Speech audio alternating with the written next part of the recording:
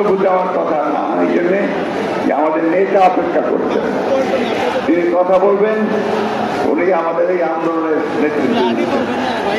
আমি শুধু একটি কথা বলতে চাই যে বাংলাদেশের মানুষ সবই গণতন্ত্রের জন্য সংগ্রাম করেছে, লড়াই করেছে। শুধু 1952 সাল 71 সাল নয়, সেই ব্রিটিশ আমল থেকেই বাংলাদেশের মানুষ তার গণতান্ত্রিক অধিকার জন্য সংগ্রাম করেছে। তারই ফলশ্রুতিতে আমরা আজকে দেখেছি যে এই ফ্যাসিবাদী আওয়ামী লীগ সরকার, শেখ হাসিনা সরকার দীর্ঘ 16 বছর ধরে এই দেশের জনগণের উপরে স্টিম রোলার চালিয়ে গেছে।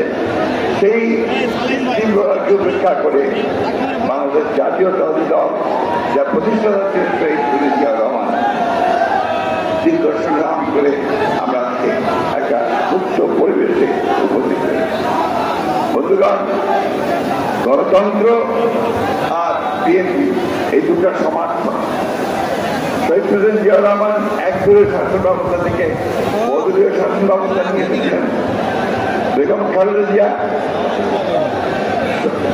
রাষ্ট্রপতি শাসন থেকে প্রধানমন্ত্রী পার্লামেন্টারি শাসন নিয়ে এসেছিলেন। একটা সুষ্ঠু নির্বাচনের জন্য তিনি সেই কেয়ারটেকার গভর্নমেন্ট প্রচার চালু করেছিলেন।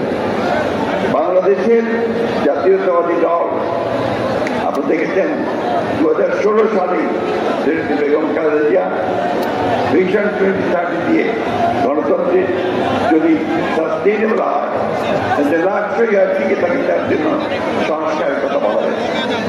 আমরা কিছুদিন আগে, বছর দুয়েক আগে আমরা আবার সেই 31 দফা দিয়ে আমরা সংগ্রাম করেছিল। এই 16 বছরে আমরা সবাই রিপিট করতে চাই না। আমাদের অনেক প্রাণ জড়েছে, আমাদের অনেক লোক কারো কাছে জিনিস জানতে হয়েছে।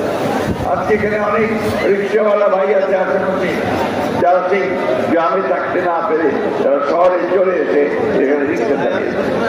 আমাদের অনেক ছাত্র নেতা তারা এখানে রাস্তায় হকারের কাজ করেছে।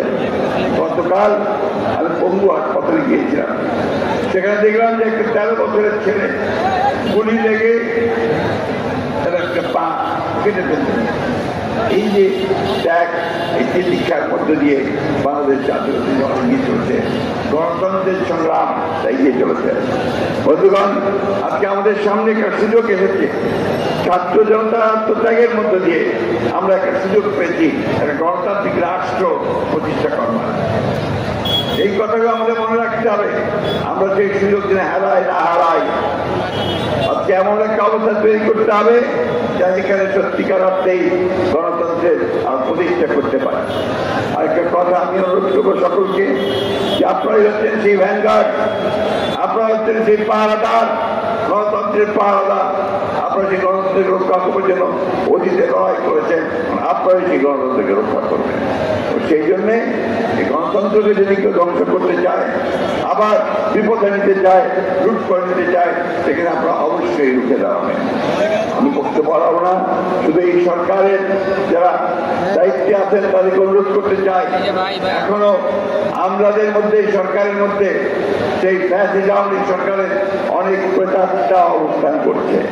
তারা সমস্ত যে প্রচেষ্টা আমাদের গণতন্ত্রে ফিরে যাওয়ার, সেই বাংলাদেশকে ফ্যাসিস্ট মুক্ত করবার, সেটাকে নস্যাৎ করবার জন্য তারা এখনো বসে আছে, চক্রান্ত করছে। এই চক্রান্ত থেকে রুখে দাঁড়াতে হবে। গণতন্ত্র দিবসে আজকে আমাদেরকে আবার সেই শপথ গ্রহণ করতে হবে। যেভাবে বুকের রক্ত দিয়ে আমাদের ছেলেরা এই সুযোগ সৃষ্টি করেছে, বুকের রক্ত দিয়ে হলেও আবার আমরা সেই সুযোগকে রক্ষা করবো, বাংলাদেশকে সত্যিকার অর্থে গণতান্ত্রিক রাষ্ট্রে পরিণত করবো। দেশ বিদেশের সর্বশেষ সংবাদ সবার আগে জানতে ক্লিক করুন risingbery.com। প্রতি মুহূর্তের খবর অনলাইনে।